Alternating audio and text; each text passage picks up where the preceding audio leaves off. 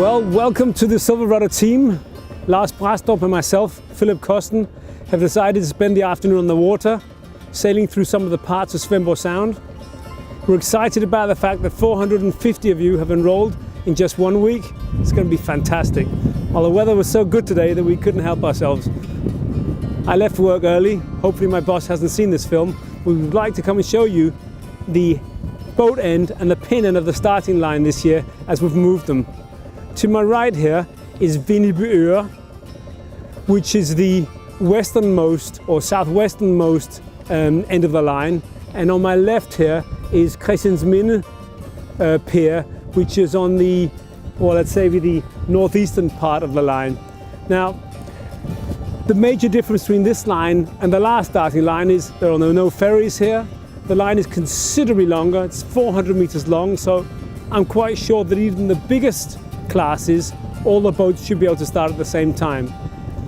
Depending on the weather forecast and the wind conditions, we'll either go east, on a day like today with easterly winds we would beat out of the sound, or in westerly wind we'd set up chutes and go downwind out of the sound. And as we pass through the sound here, we'll pass the island of Turø on our port side and the island of Tåsinge on our starboard side. Now, for those of you who've been here before, and I only haven't been here during the night, know that the trip outside of Svendborg is absolutely beautiful, with small quaint houses all along the waterline. Hopefully by then it'll be a bit warmer. It's only about 6 degrees and the water's about 5 or 6 degrees here today. Now, one of the other major benefits of starting here is the fact that there's plenty of depth of water throughout the entire start line. If you go inshore of the start lines, there are certain areas with shoals where the larger boats could go aground, but we're talking sandbanks either side.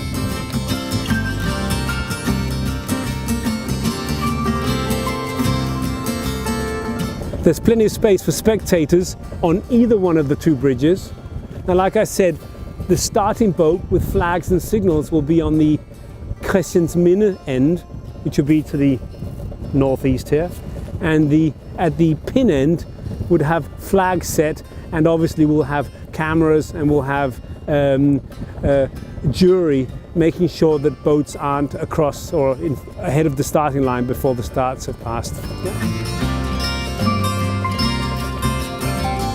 When it comes to current, there should be a little bit less current here as the sound is wider here, but still, this is Svendborg Sund and you may experience 1.5 knots of current, but you'd never get the 3 or 4 knots of current we experienced under the bridge in 2018 unless it's absolutely severe conditions.